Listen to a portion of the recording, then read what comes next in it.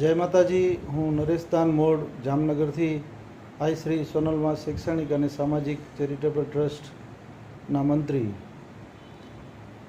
અમારા પ્રમુખ શ્રી દેવીદાનભાઈ ગઢવીની એક યાદી જણાવે છે કે હાલમાં ચૂંટણીનો માહોલ ચાલી રહ્યો છે અને ચૂંટણી પ્રચારના છેલ્લા 3 દિવસ બાકી રહ્યા છે।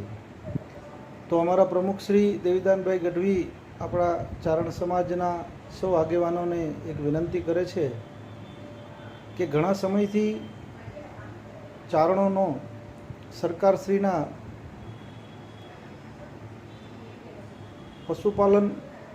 પશુપાલક તરીકે ગૌપાલક વિકાસ નિગમમાં સમાવેશ અંગેની એક ચળવળ ચલાવવામાં આવી રહી છે।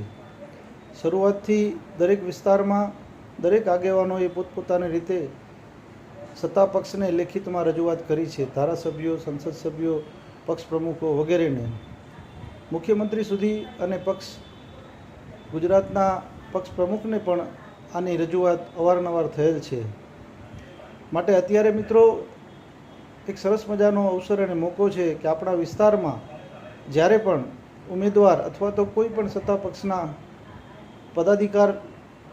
પદાધિકારી આવે તો ત્યારે આપણે જરૂર લેખિતમાં ચારણ સમાજના ગૌપાલક વિકાસ નિગમમાં સમાવેશ અંગેની એક યાદી આપીશું લેખિતમાં, જેથી કરી અને આ મુદ્દો આપણો એમનામ ચાલુ રહે અને છેલ્લે શ્રી દેવીદાનભાઈ અને મહેરબાનભાઈ વરસડા દ્વારા સતત પ્રયત્ન કરી અને છેલ્લે સરકાર તરફથી એમને એવો લેખિતમાં જવાબ મળેલ છે કે આ નીતિ વિષયક નિર્ણય હોવાથી સૈદ્ધાંતિક મંજૂરી મેળવી અને આગળ કાર્યવાહી કરવામાં આવશે।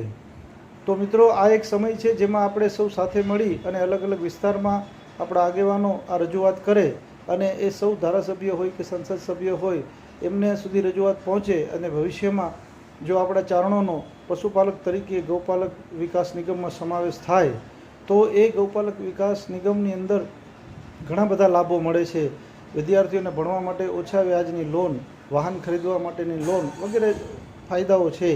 તો આપણા સમાજના હજી ઘણા એવા ભાઈઓ છે કે જેઓ આર્થિક રીતે નબળા છે, તો સૌને આનો લાભ મળે માટે આઈ શ્રી સોનલમાં શૈક્ષણિક અને સામાજિક ચેરિટેબલ ટ્રસ્ટના પ્રમુખ શ્રી દેવીદાનભાઈ ગઢવીની એક યાદી જણાવે છે કે આપ સૌ કોઈ આ બાબતે રજૂઆત કરશો અને બને તો લેખિતમાં રજૂઆત કરી અને આ બાબતની ઉઘરાણી કરશો કે અમારી આ માગણી છે ઘણા ટાઈમથી, તો એ માગણીમાં ઘટતું કરવા વિનંતી।